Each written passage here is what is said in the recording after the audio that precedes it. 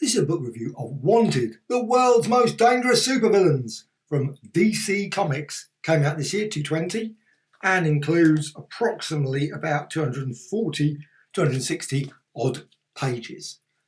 Now, it includes a variety of different supervillains, obviously the various characters as well, like Green Lantern, Batman, etc. These are all reprints, of course, from a magazine called Wanted, but they're reprints themselves.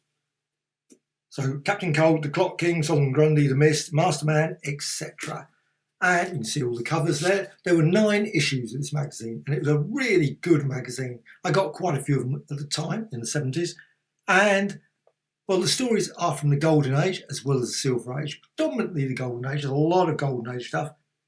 And it was great because I didn't have access to Golden Age comics, so a lot of these were, for me, the first times I've really ever seen these sort of stories. Obviously, DC 100-page Giants was another great source for Golden Age stories. Of course, now we've got the archives and many omnibuses as well. So this book, Wanted, is 1 to 9, but it also includes an extra bonus issue as well that was never printed.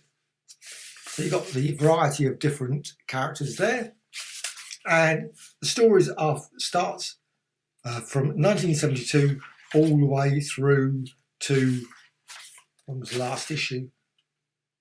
September 1973. But the actual stories themselves come from a variety of sources, so like 1947, 1964, 1973, 1942, and so on. And so they've got the modern take. So they've actually got a story here with Catwoman, Black Canary, and also a lovely Wonder Woman story from 1949 in this case. So you've got a variety of different. This issue, the first one, has got 3 stories. You've got Batman versus the Signalman. You've got Puppet Master against the Green Lantern, and the Clock King against the Green Arrow. Now this one is obviously the Batman one is an obviously old story from the Golden Age, and they're really good yarns. It's like 5 or 6 pages, but they're just decent stories. And I love Golden Age. They are very quirky, very weird, and obviously they vary depending on the characters. This one, the Green Arrow, you've got Speedy and the Green Arrow. You've got the Green Lantern, obviously. He's not the modern Green Lantern anymore. Hal Jordan, the first Green Lantern of the Silver Age. So you've got a great story there. Then you've got next issue, Wanted. And these were 20 cents at the time. They were just great issues. You've got the Trickster, and you've got the Joker and Penguin in the next one. Actually, it's the Golden Age story. Deed of partnership between the Penguin and the Joker. And it's just a great story. Absolutely great. And Flash, the Trickster strikes back. So there's only 2 there. They varied. So sometimes they would have 3 stories, sometimes, but they're always pretty decent. I love the Flash. And this one, Vigilante. So these are quite unusual stories as well. Vigilante. Now, lots of the other stories like the Batman, Superman, they have had many different reprints. So you can generally find Golden Age ones. But when it comes to the Vigilante, not so common. So you've got Dr. Fate, and the quality of the work is really good. I mean, some was a bit rough. This is Hawkman. Hawkman, the human fly. I have to say the quality is a bit rough there. The restoration is not brilliant. Got some very rough drawings. It's still pretty good. I love that period of Hawkman. It was a very different design of his costume. And likewise, obviously, Hawkgirl. Then Green Lantern, you've got the original Green Lantern, brilliant, gruesome story with Sargon Grundy coming out of his swamp. And then you've got Kid Eternity. Now, Kid Eternity was from Quality Comics. Now, of course, DC own the rights now to all of the Quality Comics. So you've got the Kid Eternity. But again, they haven't had much exposure. There's no archive collection of Kid Eternity stuff. So, it's pretty good to get some access. Of course, you can still find old copies of the Golden Age, but they're generally expensive. Dollman. I've got a few old copies of Dollman. Real tatty, broken down issues, but they're just great stories.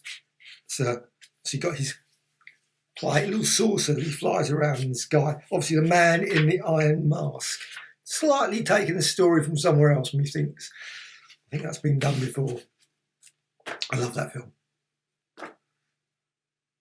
fairly recent. There's probably been lots of them, of course. Leonardo DiCaprio version. Now you've got the Mist against Starman.